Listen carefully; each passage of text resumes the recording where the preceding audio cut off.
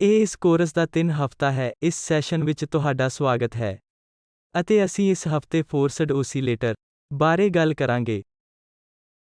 ਜਦਕਿ ਪਹਿਲੇ ਹਫ਼ਤੇ ਅਸੀਂ ਸਧਾਰਨ ਹਾਰਮੋਨਿਕ ਓਸੀਲੇਟਰ ਅਤੇ ਇਸ ਦੀਆਂ ਵਿਸ਼ੇਸ਼ਤਾਵਾਂ ਬਾਰੇ ਗੱਲ ਕੀਤੀ ਸੀ। ਦੂਜੇ ਹਫ਼ਤੇ ਵਿੱਚ ਅਸੀਂ ਪਿਛਲੇ ਹਫ਼ਤੇ ਵਿੱਚ ਜੋ ਕੀਤਾ ਸੀ ਉਸ ਨੂੰ ਤੇਜ਼ੀ ਨਾਲ ਰੀਕੈਪ ਕਰਨ ਲਈ ਡੈਂਪਡ ਓਸੀਲੇਟਰ ਅਤੇ ਵੱਖ-ਵੱਖ ਵਿਸ਼ੇਸ਼ਤਾਵਾਂ ਨੂੰ ਦੇਖਿਆ। ਅਸੀਂ ਇੱਕ ਡੈਂਪਡ ਓਸੀਲੇਟਰ ਲਈ ਮੋਸ਼ਨ ਦਾ ਇਕੁਏਸ਼ਨ ਲਿਖਿਆ ਹੈ, ਜੋ ਕਿ ਇਹ ਹੈ, ਅਤੇ ਤੁਹਾਨੂੰ ਦੁਬਾਰਾ ਯਾਦ ਦਿਵਾਉਣ ਲਈ ਇਹ ਗਾਮਾ ਇੱਥੇ ਡਿਸਿਪੇਸ਼ਨ ਕੋਐਫੀਸ਼ੀਐਂਟ ਹੈ, ਅਤੇ ਅਸੀਂ ਮੋਸ਼ਨ ਦੇ ਇਸ ਇਕੁਏਸ਼ਨ ਦਾ ਸੋਲਿਊਸ਼ਨ ਵੀ ਪ੍ਰਾਪਤ ਕੀਤਾ ਹੈ, ਅਤੇ ਇੱਥੇ ਸਕੁਏਅਰ ਰੂਟ ਦੇ ਅੰਦਰ ਕੁਆਂਟੀਟੀ ਦੇ ਮੁੱਲ ਤੇ ਨਿਰਭਰ ਕਰਦੇ ਹੋਏ ਤੁਸੀਂ ਜਾਂ ਤਾਂ ਡੈਂਪਡ ਓਸੀਲੇਸ਼ਨ ਪ੍ਰਾਪਤ ਕਰਦੇ ਹੋ ਜਾਂ ਤੁਹਾਨੂੰ ਕੋਈ ਵੀ ਓਸੀਲੇਸ਼ਨ ਨਹੀਂ ਮਿਲਦੀ। ਦੂਜੇ ਸ਼ਬਦਾਂ ਵਿੱਚ ਮੈਂ ਜੋ ਦੇਖਿਆ ਹੈ ਉਸ ਨੂੰ ਸੰਖੇਪ ਵਿੱਚ ਪੇਸ਼ ਕਰਨ ਦੀ ਕੋਸ਼ਿਸ਼ ਕੀਤੀ ਹੈ ਕਿ ਪਹਿਲਾ ਮਾਮਲਾ ਸੀ ਜਿਸ ਨੂੰ ਅਸੀਂ ਬਸ ਭਾਰੀ ਡੰਪਿੰਗ ਕਹਿੰਦੇ ਹਾਂ, ਤਾਂ ਜੋ ਉਦੋਂ ਹੁੰਦਾ ਹੈ ਜਦੋਂ ਇਹ ਸਥਿਤੀ ਸੰਤੁਸ਼ਟ ਹੁੰਦੀ ਹੈ, ਅਤੇ ਇਸ ਕੇਸ ਵਿੱਚ ਡਿਸਪਲੇਸਮੈਂਟ ਨੂੰ ਇੱਥੇ ਸਮੇਂ ਦੇ ਇੱਕ ਫੰਕਸ਼ਨ ਵਜੋਂ ਦਿਖਾਇਆ ਗਿਆ ਹੈ। ਤੁਸੀਂ ਇਸ ਨੂੰ ਪੁਸ਼ ਕਰਦੇ ਹੋ, ਇਹ ਨਿਸ਼ਚਿਤ ਦੂਰੀ ਤੱਕ ਜਾਂਦਾ ਹੈ ਅਤੇ ਸੰਤੁਲਿਤ ਸਥਿਤੀ ਤੇ ਵਾਪਸ ਆਉਂਦਾ ਹੈ।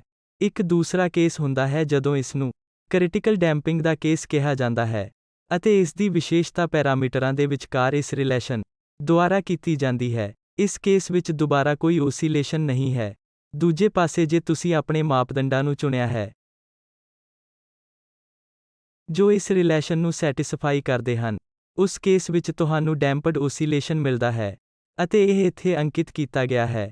ਤੁਸੀਂ ਦੇਖਦੇ ਹੋ ਕਿ ਤੁਹਾਡੇ ਕੋਲ ਓਸੀਲੇਸ਼ਨ ਹਨ ਜਿਨ੍ਹਾਂ ਦੇ ਲਗਾਤਾਰ ਐਂਪਲੀਟਿਊਡਸ ਘਟ ਰਹੇ ਹਨ। ਤੁਹਾਡੇ ਕੋਲ ਜੋ ਵੀ ਹੈ ਉਹ ਸਿਸਟਮ ਤੋਂ ਡੈਂਪਿੰਗ ਊਰਜਾ ਨਸ਼ਟ ਕਰ ਰਿਹਾ ਹੈ। ਇਹ ਉਹ 3 ਸੰਭਾਵਿਤ ਕੇਸ ਹਨ ਜੋ ਅਸੀਂ ਡੈਂਪਡ ਓਸੀਲੇਟਰ ਦੇ ਮਾਮਲੇ ਵਿੱਚ ਵੇਖੇ ਹਨ। ਇਸ ਦਾ ਸਿਰਫ ਇਹ ਮਤਲਬ ਹੈ ਕਿ ਸਿਸਟਮ ਖੁਦ ਵਿੱਚ ਛੱਡ ਦਿੱਤਾ ਜਾਵੇ ਤਾਂ ਇਹ ਆਲੇ-ਦੁਆਲੇ ਦੇ ਵਾਤਾਵਰਣ ਵਿੱਚ ਊਰਜਾ ਨੂੰ ਨਸ਼ਟ ਕਰ ਦੇਗਾ, ਪਰ ਤੁਸੀਂ ਇਸ ਨੂੰ ਊਰਜਾ ਦੀ ਨਿਰੰਤਰ ਸਪਲਾਈ ਦੇ ਕੇ ਊਰਜਾ ਕਾਇਮ ਰੱਖ ਸਕਦੇ ਹੋ। ਉਦਾਹਰਨ ਲਈ, ਤੁਸੀਂ ਇੱਕ ਪੈਂਡੂਲਮ ਵਾਲੀ ਘੜੀ ਵਿੱਚ ਜੋ ਕਰਦੇ ਹੋ, ਜਿਵੇਂ ਕਿ ਊਰਜਾ ਦੇ ਇੱਕ ਐਕਸਟਰਨਲ ਸਰੋਤ ਤੋਂ ਬਿਨਾਂ, ਜਾਂ ਤਾਂ ਬੈਟਰੀ ਤੋਂ ਜਾਂ ਵਧੇਰੇ ਮਕੈਨੀਕਲ ਘੜੀ ਵਿੱਚ ਕੋਈ ਵਿਅਕਤੀ ਅਸਲ ਵਿੱਚ ਚਾਬੀ ਮੋੜਦਾ ਹੈ, ਅਤੇ ਇਸ ਲਈ ਜੋ ਊਰਜਾ ਨੂੰ ਸਟੋਰ ਕਰਦਾ ਹੈ ਅਤੇ ਇਸ ਦੀ ਸਪਲਾਈ ਕਰਦਾ ਹੈ। ਜੇ ਤੁਸੀਂ ਅਜਿਹਾ ਕੁਝ ਨਹੀਂ ਕਰਦੇ ਤਾਂ ਘੜੀ ਕੁਝ ਸਕਿੰਟਾਂ ਤੋਂ ਅੱਗੇ ਕੰਮ ਨਹੀਂ ਕਰੇਗੀ, ਪਰ ਜਦੋਂ ਤੁਸੀਂ ਊਰਜਾ ਦੀ ਸਪਲਾਈ ਕਰਦੇ ਹੋ ਤਾਂ ਇਹ ਕੰਮ ਕਰਦੀ ਹੈ ਅਤੇ ਇਹ ਸਮੇਂ-ਸਮੇਂ ਤੇ ਓਸੀਲੇਟਰ ਦਿੰਦੀ ਹੈ, ਜੋ ਕਿ ਇਸ ਮੋਡਿਊਲ ਦੀ ਰਿਮਿਟ ਹੈ, ਜੋ ਕਿ ਫੋਰਸਡ ਓਸੀਲੇਟਰ ਨੂੰ ਦੇਖਣਾ ਹੈ। ਜ਼ਰੂਰੀ ਤੌਰ ਤੇ ਸਾਨੂੰ ਇਸ ਆਈਡੀਆ ਦਾ ਮਾਡਲ ਤਿਆਰ ਕਰਨ ਦੀ ਲੋੜ ਹੈ ਕਿ ਅਸੀਂ ਇਸ ਨੂੰ ਲਗਾਤਾਰ ਊਰਜਾ ਦੇ ਰਹੇ ਹਾਂ, ਅਤੇ ਇੱਥੇ ਜੇ ਤੁਸੀਂ ਮੋਸ਼ਨ ਦੇ ਇਕੁਏਸ਼ਨ ਨੂੰ ਦੇਖਦੇ ਹੋ ਤਾਂ ਜੋ ਮੈਂ ਹੇਠਾਂ ਲਿਖਿਆ ਹੈ, ਇਹ ਰਾਈਟ ਹੈਂਡ ਸਾਈਡ ਦੇ ਇਸ ਪਾਰਟ ਨੂੰ ਛੱਡ ਕੇ ਡੈਂਪਡ ਓਸੀਲੇਟਰ ਵਰਗਾ ਦਿਖਾਈ ਦਿੰਦਾ ਹੈ, ਤਾਂ ਫਿਰ F0 ਫੋਰਸਿੰਗ ਦਾ ਐਂਪਲੀਟਿਊਡ ਹੈ। ਇਹ ਟਰਮ ਰਾਈਟ ਹੈਂਡ ਸਾਈਡ ਤੁਹਾਨੂੰ ਦੱਸਦੀ ਹੈ ਕਿ ਤੁਸੀਂ ਟਾਈਮ ਦੇ ਫੰਕਸ਼ਨ ਵਜੋਂ ਊਰਜਾ ਦੀ ਸਪਲਾਈ ਕਰ ਰਹੇ ਹੋ। ਇਸ ਮਾਮਲੇ ਵਿੱਚ ਅਸੀਂ ਜੋ ਮਾਡਲ ਲਿਖਿਆ ਹੈ ਉਸ ਤੋਂ ਪਤਾ ਲੱਗਦਾ ਹੈ ਕਿ F0 ਓਸੀਲੇਸ਼ਨ ਦਾ ਐਂਪਲੀਟਿਊਡ ਹੈ ਅਤੇ ਇਸ ਦੇ ਨਾਲ ਇੱਕ ਕੋਸਾਈਨ ਜਾਂ ਕੋਸ ਓਮੇਗਾ ਟੀ ਜੁੜਿਆ ਹੋਇਆ ਹੈ। ਤੁਸੀਂ ਜਿਸ ਐਕਸਟਰਨਲ ਫੋਰਸ ਦੀ ਸਪਲਾਈ ਕਰ ਰਹੇ ਹੋ ਉਹ ਸਾਈਨੂਸੋਇਡਲ ਮੈਨਰ ਨਾਲ ਓਸੀਲੇਸ਼ਨ ਕਰਦਾ ਹੈ। ਡੈਂਪਡ ਓਸੀਲੇਟਰ ਅਤੇ ਫੋਰਸਡ ਓਸੀਲੇਟਰ ਵਿੱਚ ਅੰਤਰ ਉਹ ਹੈ ਜੋ ਇੱਥੇ ਰਾਈਟ ਹੈਂਡ ਸਾਈਡ ਦਿੱਤਾ ਗਿਆ। ਇਹ ਇੱਕ ਡੈਂਪਡ ਓਸੀਲੇਟਰ ਲਈ ਮੋਸ਼ਨ ਦੇ ਇਕੁਏਸ਼ਨ ਦਾ ਮਾਮਲਾ ਹੈ, ਅਤੇ ਇਹ ਇੱਕ ਫੋਰਸਡ ਅਤੇ ਡੈਂਪਡ ਓਸੀਲੇਟਰ ਲਈ ਮੋਸ਼ਨ ਦਾ ਇਕੁਏਸ਼ਨ ਹੈ। ਅਤੇ ਸੰਖੇਪ ਵਿੱਚ ਅਸੀਂ ਇਸ ਨੂੰ ਫੋਰਸਡ ਓਸੀਲੇਟਰ ਕਹਾਂਗੇ। ਪਹਿਲੇ ਸਵਾਲ ਵਿੱਚ ਪੁੱਛਿਆ ਗਿਆ ਹੈ ਕਿ ਅਸੀਂ ਫੋਰਸਿੰਗ ਦੇ ਇਸ ਖਾਸ ਰੂਪ ਨੂੰ ਕਿਉਂ ਚੁਣਿਆ। ਐਕਸਟਰਨਲ ਫੋਰਸਿੰਗ ਦਾ ਇਹ ਖਾਸ ਰੂਪ ਇਹ ਕੁਝ ਹੋਰ ਵੀ ਹੋ ਸਕਦਾ ਸੀ। ਇਸ ਦਾ ਕਾਰਨ ਇਹ ਹੈ ਕਿ ਮੈਂ ਇਸ ਨੂੰ F0 cos ਓਮੇਗਾ ਟੀ ਜਾਂ F0 sin ਓਮੇਗਾ ਟੀ ਜਾਂ ਹੋਰ ਵੀ ਜਟਿਲ ਫੰਕਸ਼ਨ ਵਜੋਂ ਚੁਣ ਸਕਦਾ ਸੀ। ਆਮ ਤੌਰ ਤੇ ਇਹ ਸਮੇਂ ਦਾ ਕੁਝ ਫੰਕਸ਼ਨ ਹੋ ਸਕਦਾ ਸੀ, ਜ਼ਰੂਰੀ ਨਹੀਂ ਕਿ ਕੋਸ ਜਾਂ ਸਾਈਨ। ਪਰ ਇਸ ਨੂੰ ਲੈ ਕੇ ਚੰਗੀ ਗੱਲ ਇਹ ਹੈ ਕਿ ਜੇ ਮੈਂ ਕਿਸੇ ਵੀ ਆਰਬਿਟਰੇਰੀ ਫੰਕਸ਼ਨ ਨੂੰ ਚੁਣਦਾ ਹਾਂ ਤਾਂ ਮੈਂ ਇਸ ਨੂੰ ਸਾਈਨ ਅਤੇ ਕੋਸਾਈਨ ਫੰਕਸ਼ਨਾਂ ਦੇ ਰੂਪ ਵਿੱਚ ਹਮੇਸ਼ਾ ਡੀਕੰਪੋਜ਼ ਕਰ ਸਕਦਾ ਹਾਂ, ਜਿਸ ਨੂੰ ਫੋਰੀਅਰ ਟਰਾਂਸਫੋਰਮੇਸ਼ਨ ਕਿਹਾ ਜਾਂਦਾ ਹੈ। ਅਤੇ ਜੇ ਮੈਂ ਅਜਿਹਾ ਕਰਦਾ ਹਾਂ, ਤਾਂ ਆਮ ਤੌਰ ਤੇ ਕੇਂਦਰੀ ਅਤੇ ਸਰਲ ਸਮੱਸਿਆ ਜਿਸ ਦੀ ਮੈਨੂੰ ਹੱਲ ਕਰਨ ਦੀ ਲੋੜ ਹੈ ਉਹ ਹੈ ਜੋ ਇੱਥੇ ਜ਼ਰੂਰੀ ਤੌਰ ਤੇ ਲਿਖਿਆ ਗਿਆ ਹੈ। ਜੇ ਮੈਂ ਇਸ ਨੂੰ ਹੱਲ ਕਰ ਸਕਦਾ ਹਾਂ, ਤਾਂ ਮੈਂ ਜ਼ਰੂਰੀ ਤੌਰ ਤੇ ਇੱਕ ਜਨਰਲ ਫੋਰਸਡ ਲਈ ਇੱਕ ਸਮੱਸਿਆ ਦਾ ਹੱਲ ਕੀਤਾ ਹੈ, ਜੋ ਕਿ T ਦਾ f ਹੈ। ਇਸ ਲਈ ਇਹ ਕਾਫੀ ਹੈ। ਜੇਕਰ ਮੈਂ ਜਾਣਦਾ ਹਾਂ ਕਿ ਕੋਸਾਈਨ ਜਾਂ ਸਾਈਨ ਕਿਸਮ ਦੀ ਫੋਰਸਿੰਗ ਨੂੰ ਕਿਵੇਂ ਹੱਲ ਕਰਨਾ ਹੈ, ਤਾਂ ਇਹ ਪਹਿਲਾ ਪਹਿਲੂ ਹੈ ਜਿਸ ਤੇ ਸਾਨੂੰ ਧਿਆਨ ਵਿੱਚ ਰੱਖਣਾ ਚਾਹੀਦਾ ਹੈ ਕਿ ਇਹ ਬਹੁਤ ਪ੍ਰਤਿਬੰਧਿਤ ਨਹੀਂ ਹੈ। ਅਸਲ ਵਿੱਚ ਅਸੀਂ ਇੱਕ ਆਮ ਸਮੱਸਿਆ ਨੂੰ ਹੱਲ ਕਰਨ ਦੀ ਕੋਸ਼ਿਸ਼ ਕਰ ਰਹੇ ਹਾਂ। ਹੁਣ ਅਸੀਂ ਇਸ ਇਕੁਏਸ਼ਨ ਨੂੰ ਹੱਲ ਕਰਨ ਵਿੱਚ ਦਿਲਚਸਪੀ ਰੱਖਦੇ ਹਾਂ। ਆਓ ਦੇਖੀਏ ਕਿ ਅਸੀਂ ਇਸ ਇਕੁਏਸ਼ਨ ਨੂੰ ਕਿਵੇਂ ਹੱਲ ਕਰਦੇ ਹਾਂ, ਜੋ ਕਿ ਅਸਲ ਵਿੱਚ ਅਸੀਂ ਇਸ ਮੋਡਿਊਲ ਵਿੱਚ ਕਰਨ ਜਾ ਰਹੇ ਹਾਂ। ਮੇਰੇ ਕੋਲ ਓਸੀਲੇਟਰ ਦੇ ਦੋਵੇਂ ਸੰਸਕਰਣ ਹਨ। ਇਹ ਰਾਈਟ ਹੈਂਡ ਸਾਈਡ ਅਤੇ ਲੈਫਟ ਹੈਂਡ ਸਾਈਡ ਇੱਕ ਡੈਂਪਡ ਓਸੀਲੇਟਰ ਹੈ। ਮੇਰੇ ਕੋਲ ਡੈਂਪਡ ਅਤੇ ਇੱਕ ਫੋਰਸਡ ਓਸੀਲੇਟਰ ਹੈ। ਇਹ ਡੈਂਪਡ ਅਤੇ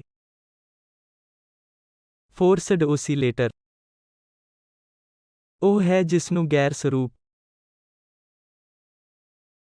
ਦੂਜੇ ਕ੍ਰਮ ਨੂੰ ODE ਕਿਹਾ ਜਾਵੇਗਾ।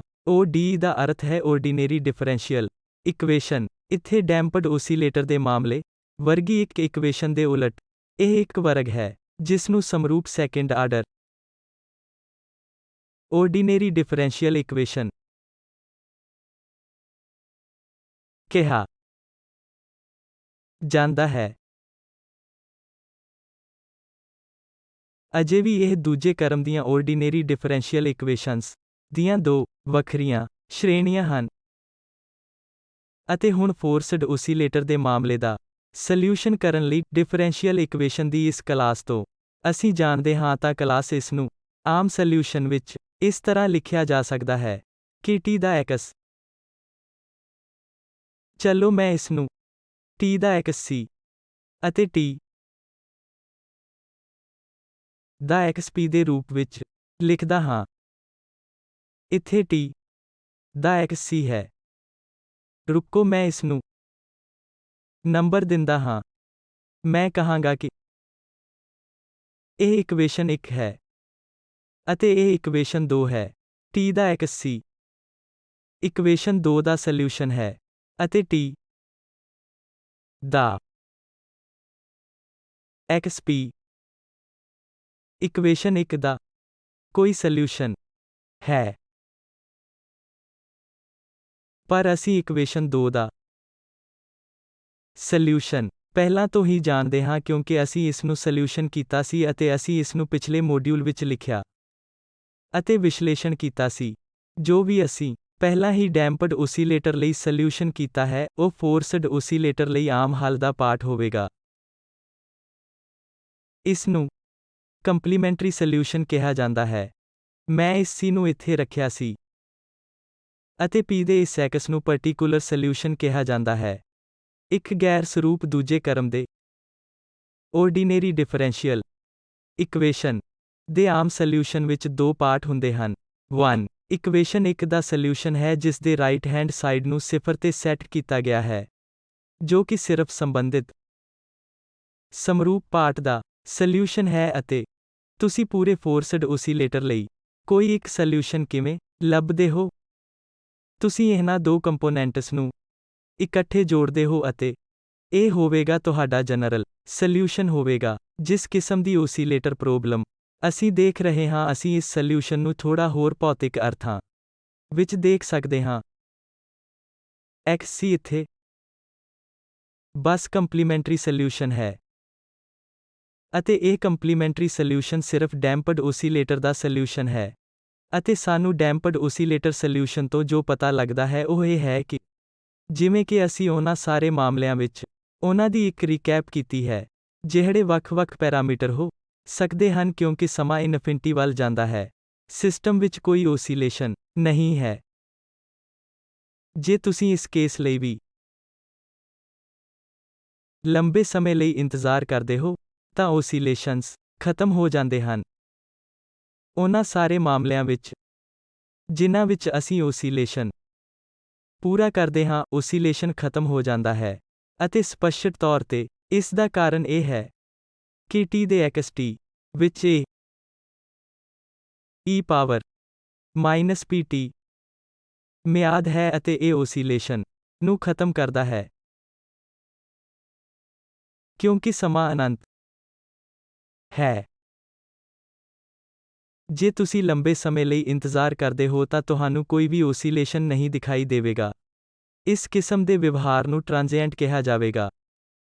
ਇਸ ਦੇ ਟ੍ਰਾਂਜ਼ੀਐਂਟ ਦਾ ਕਾਰਨ ਹੈ ਕਿ ਤੁਸੀਂ ਓਸੀਲੇਸ਼ਨ ਪ੍ਰਾਪਤ ਕਰਦੇ ਹੋ, ਪਰ ਇਹ ਪੈਰਾਮੀਟਰਾਂ ਦੀ ਇੱਕ ਖਾਸ ਚੋਣ ਲਈ ਥੋੜੇ ਸਮੇਂ ਲਈ ਹੀ ਰਹਿੰਦਾ ਹੈ। ਹੁਣ ਇਸ ਮਾਮਲੇ ਵਿੱਚ t ਦੇ ਇਸ ਦੂਜੇ ਪਾਰਟ xp ਬਾਰੇ ਕੀ ਕਹੋਗੇ? ਦੁਬਾਰਾ ਸਾਨੂੰ ਇਹ ਦੇਖਣਾ ਪਏਗਾ ਕਿ ਇਸ ਸਿਸਟਮ ਵਿੱਚ ਫਿਜ਼ਿਕਲੀ ਕੀ ਹੋ ਰਿਹਾ ਹੈ। ਮੇਰੇ ਕੋਲ ਓਸੀਲੇਟਰੀ ਸਿਸਟਮ ਹੈ, ਅਤੇ ਇਹ ਡਿਸਿਪੇਟਿਵ ਫੋਰਸਸ ਦੇ ਕਾਰਨ ਡੈਂਪਡ ਹੋ ਰਿਹਾ ਹੈ। ਪਰ ਮੈਂ ਇਸ ਨੂੰ ਐਕਸਟਰਨਲੀ ਕੁਝ ਊਰਜਾ ਦੇਣ ਦੀ ਕੋਸ਼ਿਸ਼ ਕਰ ਰਿਹਾ ਹਾਂ ਅਤੇ ਇਸ ਨੂੰ ਦੇਣ ਦੀ ਪ੍ਰਕਿਰਿਆ ਅਤੇ ਐਕਸਟਰਨਲ ਫੋਰਸਿੰਗ ਇੱਕ ਕੋਸਾਈਨ ਫੰਕਸ਼ਨ ਦੁਆਰਾ ਮੋਡੂਲੇਟ ਕੀਤੀ ਜਾਂਦੀ ਹੈ। ਇੱਕ ਫ੍ਰੀਕਵੈਂਸੀ ਓਮੇਗਾ ਹੈ ਜਿਸ ਦੇ ਨਾਲ ਮੈਂ ਡਰਾਈਵ ਕਰ ਰਿਹਾ ਹਾਂ। ਇਹ ਇੱਕ ਫਿਜ਼ੀਕਲ ਸਥਿਤੀ ਦੀ ਕਲਪਨਾ ਕਰਨ ਵਰਗਾ ਹੈ, ਜਿਵੇਂ ਕਿ ਤੁਸੀਂ ਇੱਕ ਬਾਗ ਵਿੱਚ ਜਾਂਦੇ ਹੋ ਅਤੇ ਉੱਥੇ ਇੱਕ ਝੂਲਾ ਲੱਗਿਆ ਹੈ ਅਤੇ ਫਿਰ ਤੁਸੀਂ ਹਰ ਸਮੇਂ ਸਵਿੰਗ ਨੂੰ ਓਸੀਲੇਟ ਰੱਖਣ ਲਈ ਪੁਸ਼ ਕਰਦੇ ਹੋ। ਹੁਣ ਜਿਸ ਫ੍ਰੀਕਵੈਂਸੀ ਨਾਲ ਤੁਸੀਂ ਕਰ ਰਹੇ ਹੋ, ਉਸ ਨੂੰ ਡਰਾਈਵਿੰਗ ਫ੍ਰੀਕਵੈਂਸੀ ਕਿਹਾ ਜਾਂਦਾ ਹੈ ਅਤੇ ਇੱਥੇ ਇਹ ਓਮੇਗਾ ਡਰਾਈਵਿੰਗ ਫ੍ਰੀਕਵੈਂਸੀ ਹੈ। ਹੁਣ ਆਖਰਕਾਰ ਜੇ ਤੁਸੀਂ ਅਜਿਹਾ ਕਰ ਰਹੇ ਹੋ ਤਾਂ ਜ਼ਰਾ ਕਲਪਨਾ ਕਰੋ ਕਿ ਸਿਸਟਮ ਦਾ ਕੀ ਹੋਵੇਗਾ। ਇਸ ਅਰਥ ਵਿੱਚ ਸਿਸਟਮ ਦੀ ਆਪਣੀ ਗਤੀਸ਼ੀਲਤਾ ਹੈ ਕਿ ਜੇ ਤੁਸੀਂ ਸਿਸਟਮ ਨੂੰ ਡਿਸਟਰਬ ਨਹੀਂ ਕਰਦੇ ਹੋ ਤਾਂ ਇਹ ਆਪਣੀ ਫ੍ਰੀਕਵੈਂਸੀ ਤੇ ਓਸੀਲੇਟ ਹੋ ਜਾਵੇਗਾ। ਤੁਸੀਂ ਇਸ ਨੂੰ ਸਿਸਟਮ ਦੀ ਕੁਦਰਤੀ ਫ੍ਰੀਕਵੈਂਸੀ ਕਹਿ ਸਕਦੇ ਹੋ, ਪਰ ਹੁਣ ਅਸੀਂ ਦਖਲ ਦੇਣ ਦੀ ਕੋਸ਼ਿਸ਼ ਕਰ ਰਹੇ ਹਾਂ ਅਤੇ ਉਸ ਤੇ ਇੱਕ ਕਿਸਮ ਦੀ ਫ੍ਰੀਕਵੈਂਸੀ ਨੂੰ ਫੋਰਸ ਕਰ ਰਹੇ ਹਾਂ। ਇਸ ਲਈ ਆਖਰਕਾਰ ਇਹਨਾਂ ਦੋ ਵਿਰੋਧੀ ਫੋਰਸਾਂ ਵਿਚਕਾਰ ਕਿਸੇ ਕਿਸਮ ਦੀ ਨਿਗੋਸ਼ੀਏਸ਼ਨ ਹੋਵੇਗੀ ਅਤੇ ਆਖਿਰਕਾਰ ਕੁਝ ਸਮੇਂ ਬਾਅਦ ਸਿਸਟਮ ਉਸ ਫ੍ਰੀਕਵੈਂਸੀ ਤੇ ਸਹੀ ਢੰਗ ਨਾਲ ਓਸੀਲੇਟ ਹੋ ਜਾਵੇਗਾ ਜਿਸ ਤੇ ਤੁਸੀਂ ਇਸ ਨੂੰ ਚਲਾ ਰਹੇ ਹੋ। ਤੁਸੀਂ ਸੋਲਿਊਸ਼ਨ ਦੇ ਦੂਜੇ ਪਾਰਟ ਤੋਂ ਕੀ ਆਸ ਕਰ ਸਕਦੇ ਹੋ, ਜਿਸ ਨੂੰ ਪਾਰਟਿਕੂਲਰ ਸੋਲਿਊਸ਼ਨ ਕਿਹਾ ਜਾਂਦਾ ਹੈ ਕਿ ਹੋ ਸਕਦਾ ਹੈ ਕਿ ਇਹਨਾਂ ਦੋ ਵਿਰੋਧੀ ਪ੍ਰਵਿਰਤੀਆਂ ਜਾਂ ਇਹਨਾਂ ਦੋ ਪ੍ਰਵਿਰਤੀਆਂ ਦੇ ਵਿਚਕਾਰ ਇੱਕ ਸਟੇਡੀ ਸਟੇਟ ਸਥਾਪਿਤ ਹੋਵੇਗੀ ਜੋ ਇੱਕ ਦੂਜੇ ਨਾਲ ਬਿਲਕੁਲ ਮੇਲ ਨਹੀਂ ਖਾਂਦੀ ਹੈ। ਤੁਸੀਂ ਇੱਕ ਸੰਭਾਵੀ ਸੋਲਿਊਸ਼ਨ ਵਜੋਂ ਸਟੇਡੀ ਸਟੇਟ ਦੀ ਆਸ ਕਰ ਸਕਦੇ ਹੋ। ਬਸ ਇਸ ਨੂੰ ਧਿਆਨ ਵਿੱਚ ਰੱਖਦੇ ਹੋਏ ਮੈਂ ਦੁਹਰਾਉਂਦਾ ਹਾਂ ਕਿ ਕੰਪਲੀਮੈਂਟਰੀ ਸੋਲਿਊਸ਼ਨ ਟ੍ਰਾਂਜ਼ੀਐਂਟ ਹੁੰਦਾ ਹੈ ਜੋ ਕੁਝ ਸਮੇਂ ਬਾਅਦ ਖਤਮ ਹੋ ਜਾਂਦਾ ਹੈ। ਕਿਉਂਕਿ ਓਸੀਲੇਸ਼ਨ ਜਾਂ ਇਕਵਿਲਿਬ੍ਰੀਅਮ ਤੋਂ ਦੂਰ ਇੱਕ ਛੋਟਾ ਜਿਹਾ ਮੂਵਮੈਂਟ ਬਹੁਤ ਤੇਜ਼ੀ ਨਾਲ ਖਤਮ ਹੋ ਜਾਂਦਾ ਹੈ ਅਤੇ ਇਸ ਤੋਂ ਬਾਅਦ ਇਸ ਟਰਮ ਦਾ ਕੋਈ ਯੋਗਦਾਨ ਨਹੀਂ ਹੈ ਜੋ ਦੂਜੇ ਪਾਸੇ t ਦੇ xc ਦੁਆਰਾ ਦਰਸਾਇਆ ਗਿਆ ਹੈ। ਪਾਰਟਿਕੂਲਰ ਸੋਲਿਊਸ਼ਨ ਇੱਕ ਸਟੇਡੀ ਸਟੇਟ ਸੋਲਿਊਸ਼ਨ ਹੈ, ਕਿਉਂਕਿ ਇਹ ਕਹਿਣ ਦੇ ਬਰਾਬਰ ਹੈ ਕਿ ਸਿਸਟਮ ਆਖਰਕਾਰ ਜਵਾਬ ਦਿੰਦਾ ਹੈ ਕਿ ਤੁਸੀਂ ਗੱਡੀ ਚਲਾ ਰਹੇ ਹੋ ਅਤੇ ਇਹ ਵੀ ਉਸੇ ਫ੍ਰੀਕਵੈਂਸੀ ਨਾਲ ਓਸੀਲੇਟ ਕਰਨਾ ਹੈ ਜਿਸ ਨਾਲ ਤੁਸੀਂ ਇਸ ਨੂੰ ਚਲਾ ਰਹੇ ਹੋ ਅਤੇ ਕਹਾਣੀ ਨੂੰ ਰਾਈਟ ਹੈਂਡ ਸਾਈਡ ਪੂਰਾ ਕਰਨਾ ਹੈ। ਡੈਂਪਡ ਓਸੀਲੇਟਰ ਦਾ ਹੱਲ ਮੈਂ ਇਸ ਨੂੰ t ਦਾ xc ਲਵਾਂਗਾ ਅਤੇ ਅਸੀਂ ਇਹਨਾਂ ਸਾਰੀਆਂ ਵਿਸ਼ੇਸ਼ਤਾਵਾਂ ਨੂੰ ਪਹਿਲਾਂ ਦੇਖਿਆ ਹੈ। ਹੁਣ ਇਸ ਸਮਝ ਦੇ ਨਾਲ ਅਸੀਂ ਸਟੇਡੀ ਸਟੇਟ ਸੋਲਿਊਸ਼ਨ ਤੇ ਧਿਆਨ ਕੇਂਦਰਿਤ ਕਰਨ ਜਾ ਰਹੇ ਹਾਂ, ਅਰਥਾਤ ਫੋਰਸਡ ਓਸੀਲੇਟਰ ਨਾਲ ਕੀ ਹੁੰਦਾ ਹੈ। ਕਿਉਂਕਿ ਸਮਾਂ ਅਨੰਤਤਾ ਵੱਲ ਜਾਂਦਾ ਹੈ, ਅਸੀਂ ਉਹਨਾਂ ਟਰਾਂਸੀਐਂਟਸ ਵਿੱਚ ਇੰਨੀ ਦਿਲਚਸਪੀ ਨਹੀਂ ਰੱਖਦੇ ਜੋ ਥੋੜੇ ਸਮੇਂ ਬਾਅਦ ਖਤਮ ਹੋਣ ਵਾਲੇ ਹਨ। ਅਸੀਂ ਇਸ ਵਿੱਚ ਦਿਲਚਸਪੀ ਰੱਖਦੇ ਹਾਂ ਕਿ ਲੰਬੀ ਟਾਈਮ ਸੀਮਾ ਕੀ ਹੁੰਦੀ ਹੈ। ਅਸੀਂ ਫੋਰਸਡ ਓਸੀਲੇਟਰ ਦੇ ਕੇਸ ਲਈ t ਦੇ ਇਸ ਸੋਲਿਊਸ਼ਨ xp ਤੇ ਕੰਮ ਕਰਨ ਵਿੱਚ ਦਿਲਚਸਪੀ ਰੱਖਾਂਗੇ। ਆਓ ਹੁਣ ਮੋਸ਼ਨ ਦੇ ਇਸ ਇਕੁਏਸ਼ਨ ਨੂੰ ਹੱਲ ਕਰੀਏ। ਮੋਸ਼ਨ ਦੇ ਇਸ ਇਕੁਏਸ਼ਨ ਨੂੰ ਹੱਲ ਕਰੀਏ। ਮੈਂ ਇਸ ਨੂੰ ਥੋੜੇ ਹੋਰ ਕਰਨ ਜਾ ਰਿਹਾ ਹਾਂ। ਆਮ ਤੌਰ ਤੇ ਮੈਂ ਇੱਥੇ ਮੋਸ਼ਨ ਦਾ ਇਕੁਏਸ਼ਨ ਲਿਖਦਾ ਹਾਂ ਜਿਸ ਤਰੀਕੇ ਨਾਲ ਮੈਂ ਇਸ ਇਕੁਏਸ਼ਨ ਨੂੰ ਹੇਠਾਂ ਲਿਖਿਆ ਹੈ। ਰਾਈਟ ਹੈਂਡ ਸਾਈਡ ਦੀ ਇੱਕ ਜਟਿਲ ਸੰਖਿਆ ਹੈ ਅਤੇ ਮੈਂ ਇਹ ਮੰਨ ਲਵਾਂਗਾ ਕਿ x ਅਤੇ x ਵੀ ਜਟਿਲ ਕੁਆਂਟੀਟੀਜ਼ ਹਨ।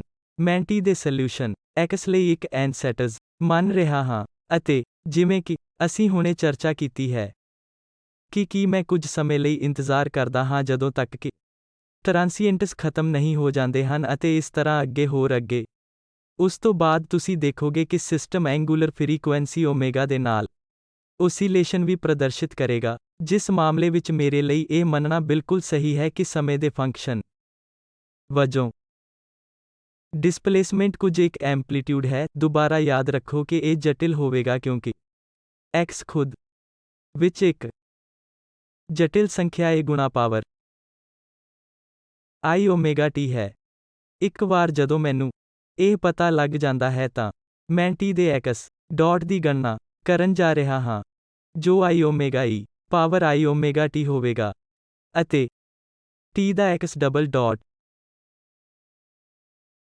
i ਵਰਗ ਹੋਵੇਗਾ ਮਾਈਨਸ 1 k ਓਮੇਗਾ ਵਰਗ e power i omega t। ਹੁਣ ਮੈਨੂੰ ਇਸ ਇਕੁਏਸ਼ਨ ਵਿੱਚ ਇਹਨਾਂ ਤਿੰਨ ਕੁਆਂਟੀਟੀਜ਼ ਨੂੰ ਜੋੜਨਾ ਹੈ ਅਤੇ ਇਹ ਪਤਾ ਲਗਾਉਣਾ ਹੈ ਕਿ ਇਹ ਸਭ ਕਿਸ ਵੈਲਿਊ ਤੋਂ ਸੈਟੀਸਫਾਈਡ ਹੁੰਦੇ ਹਨ। ਜੇ ਮੈਂ ਅਜਿਹਾ ਕਰਦਾ ਹਾਂ ਕਿ ਤੁਸੀਂ ਦੋਵਾਂ ਪਾਸਿਆਂ ਤੇ e power i omega t ਨੂੰ ਰੱਦ ਕਰ ਸਕਦੇ ਹੋ, ਤਾਂ ਫਿਰ ਮੈਨੂੰ ਹੇਠਾਂ ਦਿੱਤੀ ਇਕੁਏਸ਼ਨ ਪ੍ਰਾਪਤ ਹੋਣੀ ਚਾਹੀਦੀ ਹੈ। ਥੋੜੇ ਜਿਹੇ ਜੋੜ ਤੋੜ ਨਾਲ ਤੁਹਾਨੂੰ ਇਹ ਫਾਰਮ ਪ੍ਰਾਪਤ ਹੋਏਗਾ। ਹੁਣ ਮੈਂ ਇਸ ਦਾ ਥੋੜਾ ਜਿਹਾ ਜੋੜ ਤੋੜ ਕਰਨ ਜਾ ਰਿਹਾ ਹਾਂ। ਮੈਂ ਇਹ ਮਾਈਨਸ i ਨਾਲ ਗੁਣਾ ਅਤੇ ਭਾਗ ਕਰਾਂਗਾ। ਤੁਸੀਂ ਹੁਣ ਸਮਝ ਗਏ ਹੋਵੋਗੇ ਕਿ ਮੈਂ ਅਜਿਹਾ ਕਿਉਂ ਕੀਤਾ, ਕਿਉਂਕਿ ਮੈਂ ਇਸ ਫਾਰਮ ਨੂੰ ਇੱਥੇ ਪ੍ਰਾਪਤ ਕਰਨਾ ਚਾਹੁੰਦਾ ਸੀ। ਅਤੇ ਜੇ ਤੁਹਾਨੂੰ ਯਾਦ ਹੈ ਕਿ ਸਾਡੇ ਕੋਲ ਇੱਥੇ ਡਿਨੋਮੀਨੇਟਰ ਵਿੱਚ ਮੌਜੂਦ ਕੁਆਂਟੀਟੀ ਇੰਪੀਡੈਂਸ ਦੇ ਫੰਕਸ਼ਨ ਵਰਗੀ ਹੈ, ਜੋ ਅਸੀਂ ਪਿਛਲੇ ਮੋਡਿਊਲ ਵਿੱਚ ਦੇਖਿਆ ਸੀ। ਅਤੇ ਇਹ ਅਸਲ ਵਿੱਚ ਉਹ ਵਿਰੋਧ ਹੈ ਜਿਸ ਨੂੰ ਅਸੀਂ ਪਿਛਲੇ ਮੋਡਿਊਲ ਵਿੱਚ ਪਰਿਭਾਸ਼ਿਤ ਕੀਤਾ ਸੀ। ਮੈਂ ਇਸ ਨੂੰ ਓਮੇਗਾ z ਵਿੱਚ ਮਾਈਨਸ i f ਸਿਫਰ ਦੇ ਫਾਰਮ ਵਿੱਚ ਲਿਖ ਸਕਦਾ ਹਾਂ ਜਿੱਥੇ ਇਹ ਕੁਆਂਟੀਟੀ z ਹੈ। ਇਸ ਲਈ ਤੁਹਾਨੂੰ ਯਾਦ ਰੱਖਣਾ ਚਾਹੀਦਾ ਹੈ ਕਿ z ਇੱਕ ਵਿਰੋਧ ਕੰਪਲੈਕਸ ਕੁਆਂਟੀਟੀ ਹੈ, ਜਿਵੇਂ ਕਿ ਅਸੀਂ ਇੱਥੇ ਵੇਖ ਰਹੇ ਹਾਂ। ਅਤੇ ਹੁਣ ਸਾਡੇ ਕੋਲ ਐਂਪਲੀਟਿਊਡ ਹੈ, ਜੋ ਕਿ ਇੱਕ ਫਾਰਮ ਵਿੱਚ ਜਟਿਲ ਸੰਖਿਆ ਵੀ ਹੈ, ਜੋ ਹੁਣ ਸੋਲਿਊਸ਼ਨਸ ਲਿਖਣ ਲਈ ਸਾਡੇ ਵਾਸਤੇ ਕੁਝ ਲਾਭਦਾਇਕ ਹੈ। ਹੁਣ ਇਸ ਦੇ ਨਾਲ ਮੈਂ ਲਗਭਗ ਪੂਰਾ ਕਰ ਚੁੱਕਾ ਹਾਂ। ਮੈਂ ਸੋਲਿਊਸ਼ਨ ਲਿਖ ਸਕਦਾ ਹਾਂ। ਉਦਾਹਰਨ ਲਈ t the x bus a ਗੁਣਾ e power i omega t ਹੋਵੇਗਾ, ਜਿਸ ਦਾ ਅਰਥ ਹੋਇਆ ਕਿ ਇਸ ਲਈ ਮੈਂ ਇੱਕ ਸੋਲਿਊਸ਼ਨ ਪ੍ਰਾਪਤ ਕੀਤਾ ਹੈ ਜੋ ਸਮੇਂ ਦੇ ਫੰਕਸ਼ਨ ਵਜੋਂ ਡਿਸਪਲੇਸਮੈਂਟ ਹੈ। ਅਤੇ ਇਸ ਨੂੰ ਥੋੜਾ ਹੋਰ ਅਰਥਪੂਰਨ ਅਤੇ ਐਕਸਪਲਿਸਿਟ ਬਣਾਉਣ ਲਈ ਮੈਂ z ਨੂੰ ਥੋੜੇ ਵੱਖਰੇ ਰੂਪ ਦੇ ਪ੍ਰਤੀਰੋਧ ਵਿੱਚ ਲਿਖਣਾ ਚਾਹੁੰਦਾ ਹਾਂ, ਜੋ ਕਿ z ਹੈ। ਯਾਦ ਰੱਖੋ ਕਿ ਇਹ ਇੱਕ ਜਟਿਲ ਸੰਖਿਆ ਹੈ। ਮੈਂ ਇਸ ਨੂੰ e ਪਾਵਰ i phi ਦੇ ਮੋਡ ਦੇ ਰੂਪ ਵਿੱਚ ਲਿਖ ਸਕਦਾ ਹਾਂ। ਅਸੀਂ ਜਲਦੀ ਹੀ ਪਰਿਭਾਸ਼ਿਤ ਕਰਾਂਗੇ ਕਿ phi ਕੀ ਹੈ। ਪਰ ਜੇ ਇਹ ਜਟਿਲ ਸੰਖਿਆ ਹੈ ਜੋ ਕਿ ਰੁਕਾਵਟ ਹੈ, ਤਾਂ ਇਹ ਪਤਾ ਲਗਾਉਣਾ ਆਸਾਨ ਹੈ ਕਿ phi ਕੀ ਹੈ। ਅਸੀਂ ਪਿਛਲੇ ਮੋਡਿਊਲ ਵਿੱਚ ਇਹ ਜੋੜ ਤੋੜ ਦੁਬਾਰਾ ਕੀਤਾ ਹੈ। ਹੁਣ ਮੈਂ ਇਸ ਨੂੰ t ਦੇ x ਲਈ ਆਪਣੇ ਐਕਸਪ੍ਰੈਸ਼ਨ ਵਿੱਚ ਸ਼ਾਮਲ ਕਰਦਾ ਹਾਂ ਅਤੇ ਇਹ ਮਾਈਨਸ i f ਸਿਫਰ omega mode z e power i ਵਿੱਚ ਓਮੇਗਾ t ਮਾਈਨਸ phi ਹੋਵੇਗਾ। ਹੁਣ ਮੇਰੇ ਕੋਲ ਸਮੇਂ ਦੇ ਫੰਕਸ਼ਨ ਦੇ ਤੌਰ ਤੇ ਡਿਸਪਲੇਸਮੈਂਟ ਦਾ ਸੋਲਿਊਸ਼ਨ ਹੈ। ਇਸ ਲਈ ਡਿਸਪਲੇਸਮੈਂਟ ਦਾ ਸੋਲਿਊਸ਼ਨ ਇੱਥੇ ਲਿਖਿਆ ਗਿਆ ਹੈ, ਅਤੇ z ਦੇ ਮਾਡਿਊਲ ਜੋ ਕਿ ਰੁਕਾਵਟ ਦਾ ਮੈਗਨੀਟਿਊਡ ਹੈ ਵੀ ਇੱਥੇ ਲਿਖਿਆ ਗਿਆ ਹੈ, ਅਤੇ tan phi ਜਿਸ ਤੋਂ ਅਸੀਂ ਅਸਲ ਵਿੱਚ phi ਐਕਸਟ੍ਰੈਕਟ ਕਰ ਸਕਦੇ ਹਾਂ m omega minus s by omega by gamma ਦੁਆਰਾ ਦਿੱਤਾ ਜਾਵੇਗਾ। ਸਾਡੇ ਕੋਲ ਇਸ ਫਾਰਮੂਲੇ ਦੁਆਰਾ ਦਿੱਤੇ ਗਏ ਡਿਸਪਲੇਸਮੈਂਟ ਬਾਰੇ ਸਪਸ਼ਟ ਤੌਰ ਤੇ ਕੁਝ ਕਹਿਣ ਲਈ ਸਭ ਕੁਝ ਮੌਜੂਦ ਹੈ। ਆਓ ਹੁਣ ਸੋਲਿਊਸ਼ਨ ਨੂੰ ਥੋੜਾ ਹੋਰ ਧਿਆਨ ਨਾਲ ਵੇਖੀਏ। ਤਾਂ ਫਿਰ ਪਹਿਲੀ ਗੱਲ ਇਹ ਹੈ ਕਿ ਜਿਵੇਂ ਕਿ ਅਸੀਂ ਆਸ ਕੀਤੀ ਸੀ ਕਿ ਇਹ ਪਤਾ ਚੱਲਦਾ ਹੈ ਕਿ ਸਮੇਂ ਦੇ ਫੰਕਸ਼ਨ ਵਜੋਂ ਡਿਸਪਲੇਸਮੈਂਟ ਇੱਕ ਓਸੀਲੇਟਰੀ ਫੰਕਸ਼ਨ ਹੈ। ਅਤੇ ਓਸੀਲੇਸ਼ਨ ਦੀ ਫ੍ਰੀਕੁਐਂਸੀ ਓਮੇਗਾ ਹੈ, ਜੋ ਅਸਲ ਵਿੱਚ ਉਹ ਫ੍ਰੀਕੁਐਂਸੀ ਹੈ ਜਿਸ ਨਾਲ ਤੁਹਾਡਾ ਡਰਾਈਵਿੰਗ ਸਿਸਟਮ ਯਾਦ ਰੱਖਦਾ ਹੈ ਕਿ ਤੁਹਾਡੇ ਕੋਲ ਇਹ ਓਮੇਗਾ ਹੈ। ਤੁਸੀਂ ਸਿਸਟਮ ਨੂੰ ਬਾਹਰੀ ਤੌਰ ਤੇ ਫ੍ਰੀਕੁਐਂਸੀ ਓਮੇਗਾ ਨਾਲ ਚਲਾਉਂਦੇ ਹੋ ਅਤੇ ਅਖੀਰ ਵਿੱਚ ਸਿਸਟਮ ਵੀ ਉਸੇ ਫ੍ਰੀਕੁਐਂਸੀ ਵਿੱਚ ਪ੍ਰਤੀਕਿਰਿਆ ਕਰਦਾ ਹੈ। ਡਿਸਪਲੇਸਮੈਂਟ ਵਿੱਚ ਓਸੀਲੇਟਰੀ ਫ੍ਰੀਕੁਐਂਸੀ ਓਮੇਗਾ ਹੁੰਦੀ ਹੈ ਅਤੇ ਸਿਰਫ ਕੁਝ ਤੁਲਨਾਵਾਨ ਕਰਨ ਲਈ ਮੈਨੂੰ ਇਹ ਦੱਸਣਾ ਚਾਹੀਦਾ ਹੈ ਕਿ ਮੇਰੀ ਇੱਕ ਐਕਸਟਰਨਲ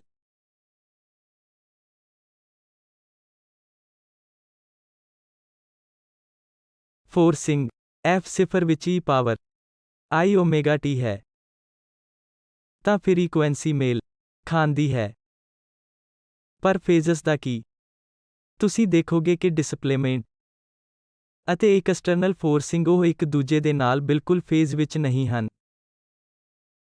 ਤੁਸੀਂ ਜੋ ਫੋਰਸਿੰਗ ਦੇਖਦੇ ਹੋ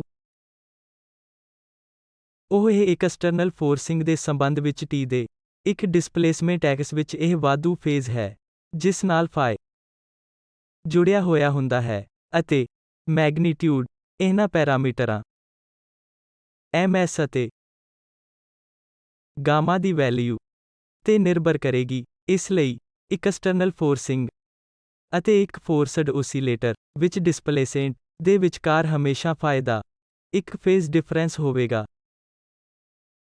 ਪਹਿਲਾ ਪਾਠ ਇਹ ਹੈ ਕਿ ਇੱਕ ਐਕਸਟਰਨਲ ਫੋਰਸਿੰਗ ਅਤੇ ਡਿਸਪਲੇਸਮੈਂਟ ਦੀ ਐਂਗੂਲਰ ਫ੍ਰੀਕੁਐਂਸੀ ਸਮਾਨ ਹੁੰਦੀ ਹੈ। ਦੂਜਾ ਪਾਠ ਇਹ ਹੈ ਕਿ ਫੋਰਸਿੰਗ ਅਤੇ ਡਿਸਪਲੇਸਮੈਂਟ ਵਿਚਕਾਰ ਫਾਈ ਦਾ ਇੱਕ ਫੇਜ਼ ਡਿਫਰੈਂਸ ਹੋਵੇਗਾ ਅਤੇ ਇਹ ਕਿ ਤੁਸੀਂ ਇਹਨਾਂ ਦੋ ਇਕੁਏਸ਼ਨਸ ਤੋਂ ਪਤਾ ਲਗਾ ਸਕਦੇ ਹੋ। ਇੱਕ ਹੈ T ਦਾ X ਅਤੇ ਇੱਕ ਐਕਸਟਰਨਲ ਫੋਰਸਿੰਗ ਜੋ F0 ਈਸਵੀ ਪਾਵਰ I ਓਮੇਗਾ T ਹੈ। ਇਸ ਲਈ ਇਹ ਅਤੇ ਧਿਆਨ ਦੇਣ ਵਾਲੀ ਇੱਕ ਹੋਰ ਗੱਲ ਇਹ ਹੈ ਕਿ ਮੰਨ ਲਓ ਕਿ ਜੇ ਫਾਈ 0 ਦੇ ਬਰਾਬਰ ਹੁੰਦਾ ਹੈ ਤਾਂ ਵੀ ਇਸ -I ਟਰਮ ਦੇ ਕਾਰਨ ਇੱਕ ਫੇਜ਼ ਡਿਫਰੈਂਸ ਹੋਵੇਗਾ ਜੋ ਇੱਥੇ ਹੈ। ਇਹ ਯਕੀਨੀ ਬਣਾਏਗਾ ਕਿ ਅਜੇ ਵੀ ਇੱਕ ਐਕਸਟਰਨਲ ਫੋਰਸਿੰਗ ਅਤੇ ਡਿਸਪਲੇਸਮੈਂਟ ਵਿਚਕਾਰ ਘੱਟੋ ਘੱਟ 2 ਪਾਈ ਦਾ ਫੇਜ਼ ਡਿਫਰੈਂਸ ਹੈ। ਭਾਵੇਂ ਫਾਈ 0 ਹੈ ਤੁਸੀਂ ਹਮੇਸ਼ਾ ਪੈਰਾਮੀਟਰ ਚੁਣ ਸਕਦੇ ਹੋ ਜਿਵੇਂ ਕਿ ਫਾਈ 0 ਹੈ ਪਰ ਅਜਿਹੇ ਮਾਮਲੇ ਵਿੱਚ ਵੀ ਡਿਸਪਲੇਸਮੈਂਟ ਅਤੇ ਇੱਕ ਐਕਸਟਰਨਲ ਫੋਰਸਿੰਗ ਵਿਚਕਾਰ ਫਾਈ ਦਾ ਫੇਜ਼ ਡਿਫਰੈਂਸ 2 ਹੋਵੇਗਾ। ਅਸਲ ਵਿੱਚ ਵਧੇਰੇ ਸਟੀਕ ਤੌਰ ਤੇ ਡਿਸਪਲੇਸਮੈਂਟ ਪਾਈ ਦੇ ਇੱਕ ਫੇਜ਼ ਦੁਆਰਾ 2 ਦੁਆਰਾ ਪਛੜ ਜਾਵੇਗਾ ਜੋ ਇੱਕ ਐਕਸਟਰਨਲ ਫੋਰਸਿੰਗ ਦੇ ਸੰਬੰਧ ਵਿੱਚ ਡਿਸਪਲੇਸਮੈਂਟ ਦਾ ਅਧਿਕਤਮ ਐਂਪਲੀਟਿਊਡ F0 ਓਮੇਗਾ ਗੁਣਾ ਮੋਡ Z ਹੈ। ਇਸ ਲਈ ਇਹਨਾਂ 4 ਬੁਨਿਆਦੀ ਪਾਠਾਂ ਦੇ ਨਾਲ ਕੀਤੇ ਵਿਸ਼ਲੇਸ਼ਣ ਤੋਂ ਜੋ ਅਸੀਂ ਸਿੱਖਿਆ ਹੈ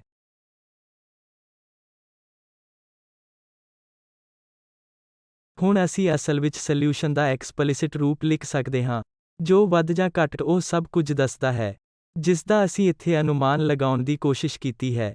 ਦੱਸ ਦਵਾਂ ਕਿ ਹੁਣ ਮੈਂ ਇਸ ਸਮੱਸਿਆ ਨੂੰ ਹੱਲ ਕਰਨ ਦੀ ਕੋਸ਼ਿਸ਼ ਕਰ ਰਿਹਾ ਹਾਂ। mx double note plus Gama x dot plus sx F0 sine omega T ਦੇ ਬਰਾਬਰ ਹੈ। ਮੈਂ ਇਸ ਸਮੱਸਿਆ ਨੂੰ ਖਾਸ ਤੌਰ ਤੇ ਉਸ ਕਿਸਮ ਦੀ ਡਰਾਈਵ ਲਈ ਹੱਲ ਕਰਨਾ ਚਾਹੁੰਦਾ ਹਾਂ ਜੋ ਇੱਥੇ ਲਿਖੀ ਗਈ ਹੈ ਜੋ ਕਿ F0 ਸਾਈਨ ਓਮੇਗਾ T ਹੈ। ਜੇ ਤੁਸੀਂ ਦੁਬਾਰਾ ਉਹ ਸਮੱਸਿਆ ਦੇਖਦੇ ਹੋ ਜਿਸ ਨੂੰ ਅਸੀਂ ਅਸਲ ਵਿੱਚ ਫੋਰਸ ਕਰਨ ਲਈ ਹੱਲ ਕਰਨ ਦੀ ਕੋਸ਼ਿਸ਼ ਕੀਤੀ ਸੀ ਤਾਂ F0 ਈਸਵੀ ਪਾਵਰ I ਓਮੇਗਾ T ਸੀ ਜਿਸ ਦਾ ਮਤਲਬ ਹੈ ਕਿ ਇਹ ਅਸਲ ਵਿੱਚ F0 cos omega T plus I F0 sine omega T ਹੈ। ਕੁਝ ਅਰਥਾਂ ਵਿੱਚ ਅਸੀਂ ਪਹਿਲਾਂ ਹੀ ਕੋਸਾਈਨ ਅਤੇ ਸਾਈਨਸੋਇਡਲ ਡਰਾਈਵਿੰਗ ਦੋਵਾਂ ਲਈ ਹੱਲ ਕਰ ਚੁੱਕੇ ਹਾਂ।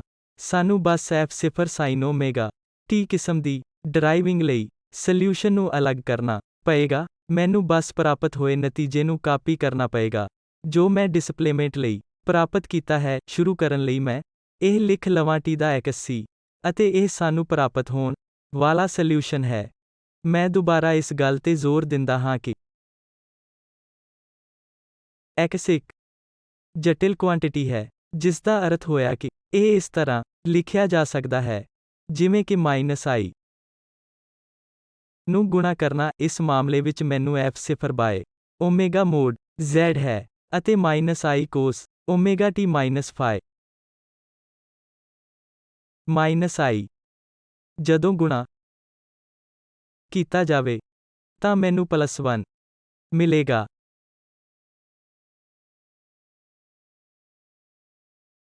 ਮੈਨੂੰ ਹੁਣ ਸਿਰਫ ਇਹ ਪਛਾਣਨਾ ਹੈ ਕਿ ਇਹ f0 sin ωt ਹੈ ਜੋ ਕਿ ਖਾਸ ਚੋਣ ਹੈ ਜਿਸ ਨੂੰ ਮੈਂ ਇੱਕ ਐਕਸਟਰਨਲ ਡਰਾਈਵਿੰਗ ਲਈ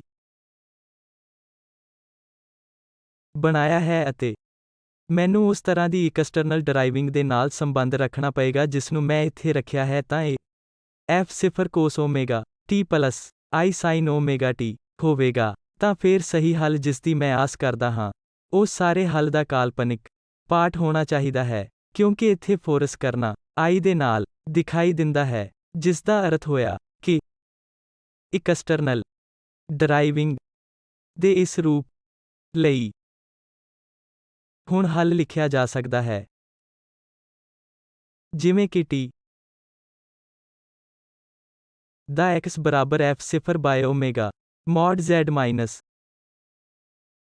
sin cos ωt minus phi ਹੈ। ਹੁਣ ਨਤੀਜੇ ਨੂੰ ਸਾਧਾਰਨ ਬਣਾਉਣਾ ਮੇਰੇ ਲਈ ਬਹੁਤ ਆਸਾਨ ਹੈ। ਜੇ ਫੋਰਸਿੰਗ f0 sin ωt ਦਾ ਫੋਰਮ ਹੈ ਤਾਂ ਮੇਰਾ ਸੋਲਿਊਸ਼ਨ ਹੈ -f0 by ω mod z cos ωt minus phi ਹੈ। ਦੂਜੇ ਪਾਸੇ ਜੇ ਫੋਰਸਿੰਗ f0 cos ωt ਹੈ ਤਾਂ ਉਸ ਮਾਮਲੇ ਵਿੱਚ t ਦਾ ਸੋਲਿਊਸ਼ਨ x ਇਸ ਦਾ ਅਸਲ ਪਾਰਟ ਹੋਵੇਗਾ ਜੋ ਸਿਰਫ f0 ਦੁਆਰਾ ω mod z ਨੂੰ sin ωt ਮਾਈਨਸ phi ਵਿੱਚ ਹੋਵੇਗਾ। ਤਾਂ ਫਿਰ ਜਿਵੇਂ ਕਿ ਮੈਂ ਕਿਹਾ ਕਿ ਅਸੀਂ ਦੋ ਵੱਖ-ਵੱਖ ਸਮੱਸਿਆਵਾਂ ਨੂੰ ਹੱਲ ਕੀਤਾ ਹੈ ਜਦੋਂ ਅਸੀਂ ਇਸ ਨੂੰ ਇੱਕ ਜਟਿਲ ਕੁਆਂਟੀਟੀ ਦੇ ਰੂਪ ਵਿੱਚ ਸਮਝਿਆ ਹੈ ਅਤੇ ਡਿਸਪਲੇਸਮੈਂਟ ਨੂੰ ਸਮੇਂ ਦੇ ਫੰਕਸ਼ਨ ਵਜੋਂ ਪ੍ਰਾਪਤ ਕੀਤਾ ਹੈ। ਹੁਣ ਸਮੇਂ ਦੇ ਫੰਕਸ਼ਨ ਵਜੋਂ ਵੈਲੋਸਿਟੀ ਨੂੰ ਲੱਭਣਾ ਵੀ ਆਸਾਨ ਹੈ। ਸਮੇਂ ਦੇ ਇੱਕ ਫੰਕਸ਼ਨ ਵਜੋਂ ਵੈਲੋਸਿਟੀ ਜਿਸ ਨੂੰ ਮੈਂ t ਦੇ y ਦੁਆਰਾ ਦਰਸਾ ਰਿਹਾ ਹਾਂ ਇਸ ਫੰਕਸ਼ਨ ਦਾ ਪਹਿਲਾ ਡੈਰੀਵੇਟਿਵ ਹੋਵੇਗਾ ਜੋ ਕਿ I f0 by ω mod z ਮੈਨੂੰ I ω ਨੂੰ e ਪਾਵਰ ਵਿੱਚ I ωt ਮਾਈਨਸ phi ਦੇਵੇਗਾ ਅਤੇ ω ਰੱਦ ਕਰ ਦਿੱਤਾ ਜਾਏਗਾ। I ਵਰਗ ਮਾਈਨਸ 1 ਨੂੰ ਮਾਈਨਸ ਦੇ ਸਾਈਨ ਨਾਲ ਮਿਲਾ ਕੇ ਮੇਰੇ ਕੋਲ ਬਸ f0 by mod z ਗੁਣਾ e power I ωt minus phi ਹੋਵੇਗਾ। ਇਹ ਸਮੇਂ ਦੇ ਇੱਕ ਫੰਕਸ਼ਨ ਵਜੋਂ ਵੈਲੋਸਿਟੀ ਹੈ।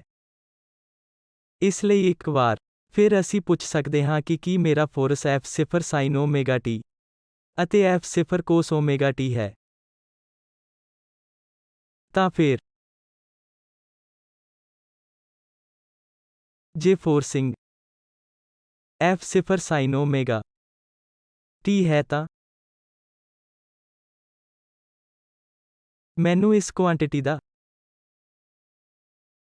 ਕਾਲਪਨਿਕ ਹਿੱਸਾ ਲੈਣ ਪਵੇਗਾ ਅਤੇ ਇਸ ਮਾਮਲੇ ਵਿੱਚ t the y f0 by mod z sin ωt minus phi ਦੇ ਬਰਾਬਰ ਹੋਵੇਗਾ। ਅਤੇ ਇਸੇ ਤਰ੍ਹਾਂ ਜੇ ਇੱਕ ਐਕਸਟਰਨਲ ਫੋਰਸਿੰਗ f0 cos ωt ਹੈ ਤਾਂ ਉਸ ਮਾਮਲੇ ਵਿੱਚ t ਦਾ y ਇਸ ਨਤੀਜੇ ਦਾ ਅਸਲ ਹਿੱਸਾ ਹੋਵੇਗਾ ਇਹ f0 mod z ਤੋਂ cos ωt ਮਾਈਨਸ phi ਹੋਵੇਗਾ। ਇਸ ਤਰ੍ਹਾਂ ਅਸੀਂ ਵੈਲੋਸਿਟੀ ਦਾ ਸੋਲਿਊਸ਼ਨ ਪ੍ਰਾਪਤ ਕਰ ਲਿਆ ਹੈ। ਹੁਣ ਜੇ ਮੈਂ ਵੈਲੋਸਿਟੀ ਲਈ ਇਹਨਾਂ ਐਕਸਪ੍ਰੈਸ਼ਨ ਦਾ ਥੋੜਾ ਹੋਰ ਨੇੜਿਓਂ ਵਿਸ਼ਲੇਸ਼ਣ ਕਰਦਾ ਹਾਂ ਤਾਂ ਤੁਸੀਂ ਦੇਖੋਗੇ ਕਿ ਮੇਰੇ ਕੋਲ ਜੋ ਫੋਰਸਿੰਗ ਹੈ ਅਤੇ ਵੈਲੋਸਿਟੀ ਲਈ ਜੋ ਐਕਸਪ੍ਰੈਸ਼ਨ ਪ੍ਰਾਪਤ ਹੋਇਆ ਹੈ, ਉਸ ਦੇ ਵਿਚਕਾਰ ਹਮੇਸ਼ਾ ਫਾਈ ਦਾ ਇੱਕ ਫੇਜ਼ ਡਿਫਰੈਂਸ ਹੁੰਦਾ ਹੈ। ਭਾਵੇਂ ਤੁਸੀਂ ਆਪਣੀ ਫੋਰਸ ਨੂੰ f0 sin ਓਮੇਗਾ t ਜਾਂ f0 cos ਓਮੇਗਾ t ਮੰਨਦੇ ਹੋ, ਦੋਵੇਂ ਮਾਮਲਿਆਂ ਵਿੱਚ ਫਾਈ ਦਾ ਇੱਕ ਫੇਜ਼ ਡਿਫਰੈਂਸ ਹੋਣ ਵਾਲਾ ਹੈ। ਵੈਲੋਸਿਟੀ ਅਤੇ ਐਕਸਟਰਨਲ ਫੋਰਸਿੰਗ ਫਾਈ ਦੁਆਰਾ ਫੇਜ਼ ਵਿੱਚ ਵੱਖਰੀ ਹੋਵੇਗੀ। ਪਰ ਜੇ ਤੁਸੀਂ ਅਜਿਹੇ ਪੈਰਾਮੀਟਰ ਚੁਣਦੇ ਹੋ ਕਿ ਫਾਈ 0 ਦੇ ਬਰਾਬਰ ਹੈ, ਉਸ ਮਾਮਲੇ ਵਿੱਚ ਫੋਰਸਿੰਗ ਅਤੇ ਵੈਲੋਸਿਟੀ ਇੱਕ ਦੂਜੇ ਦੇ ਨਾਲ ਫੇਜ਼ ਵਿੱਚ ਹੋਣਗੇ। ਦੁਬਾਰਾ ਫਿਰ ਇਹ ਇਸ ਗੱਲ ਤੇ ਨਿਰਭਰ ਨਹੀਂ ਕਰਦਾ ਹੈ ਕਿ ਤੁਸੀਂ ਕਿਸ ਤਰ੍ਹਾਂ ਦੇ ਫੋਰਸਡ ਦੀ ਚੋਣ ਕਰਦੇ ਹੋ, ਅਤੇ ਤੁਹਾਨੂੰ ਇੱਕ ਵਾਰ ਫਿਰ ਯਾਦ ਕਰਾਉਣ ਲਈ ਫਾਈ ਨੂੰ m omega s by gamma ਦੁਆਰਾ ਵਿਭਾਜਿਤ ਕੀਤਾ ਗਿਆ ਹੈ।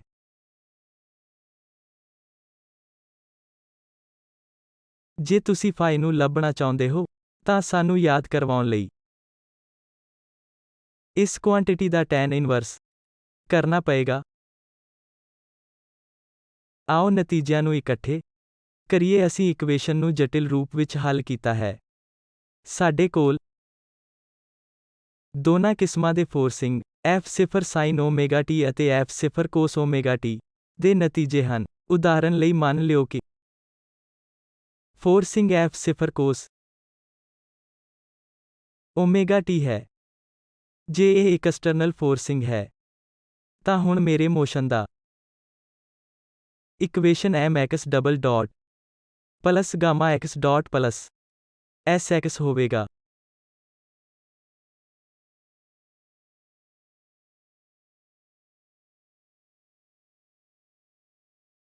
ਤਾਂ ਫਿਰ ਇਹ ਇੱਕ ਸਕੇਲਰ ਇਕੁਏਸ਼ਨ ਹੈ। ਸਾਰੀਆਂ ਕੁਆਂਟੀਟੀਜ਼ ਸਕੇਲਰ ਹਨ। ਅਜਿਹੇ ਮਾਮਲੇ ਵਿੱਚ ਜਿਹੜਾ ਕਿ ਡਿਸਪਲੇਸਮੈਂਟ c ਸਮੇਂ ਦਾ ਇੱਕ ਫੰਕਸ਼ਨ f0 ਹੋਵੇਗਾ, ਜੋ ਕਿ ਐਕਸਟਰਨਲ ਫੋਰਸਿੰਗ ਦਾ ਇੱਕ ਮੈਗਨੀਟਿਊਡ ਹੈ, ਜੋ ਓਮੇਗਾ ਗੁਣਾ mod z sin omega t minus phi ਵਿੱਚ ਵਿਭਾਜਿਤ ਕੀਤਾ ਗਿਆ ਹੈ। ਅਤੇ ਅਸੀਂ ਇਹ ਵੀ ਦੇਖਿਆ ਕਿ ਵੈਲੋਸਿਟੀ t ਦੀ ਵੀ ਹੋਵੇਗਾ, ਜੋ f0 ਬਾਏ ਮੋਡ z ਵਿੱਚ cos ਓਮੇਗਾ t ਮਾਈਨਸ ਫਾਈ ਦੇ ਬਰਾਬਰ ਹੋਵੇਗਾ। ਅਤੇ ਤੁਸੀਂ ਸਪਸ਼ਟ ਤੌਰ ਤੇ ਦੇਖਿਆ ਹੈ ਕਿ ਫੋਰਸਿੰਗ ਅਤੇ ਡਿਸਪਲੇਸਮੈਂਟ ਦੇ ਵਿਚਕਾਰ ਇੱਕ cos ਓਮੇਗਾ t ਅਤੇ ਦੂਜਾ sin ਓਮੇਗਾ t ਹੈ। ਇਸ ਲਈ ਭਾਵੇਂ ਫਾਈ 0 ਸੀ ਪਾਈ ਬਾਏ 2 ਫੇਜ਼ ਡਿਫਰੈਂਸ ਹੋਣ ਵਾਲਾ ਹੈ, ਪਰ ਫੋਰਸਿੰਗ ਅਤੇ ਵੈਲੋਸਿਟੀ ਵਿਚਕਾਰ ਜੇ ਫਾਈ 0 ਹੈ ਤਾਂ ਦੋਵੇਂ ਫੇਜ਼ ਵਿੱਚ ਹੋਣਗੇ, ਨਹੀਂ ਤਾਂ ਵੈਲੋਸਿਟੀ ਅਤੇ ਫੋਰਸਿੰਗ ਵਿਚਕਾਰ ਇੱਕ ਫਾਈ ਦਾ ਫੇਜ਼ ਡਿਫਰੈਂਸ ਹੋਵੇਗਾ। ਅਤੇ ਇਸ ਸਾਰਾਂਸ਼ ਦੇ ਨਾਲ ਅਸੀਂ ਅਗਲੇ ਮੋਡਿਊਲ ਵਿੱਚ ਫੋਰਸ ਓਸੀਲੇਟਰ ਦੀਆਂ ਕੁਝ ਹੋਰ ਵਿਸ਼ੇਸ਼ਤਾਵਾਂ ਦੇਖਾਂਗੇ।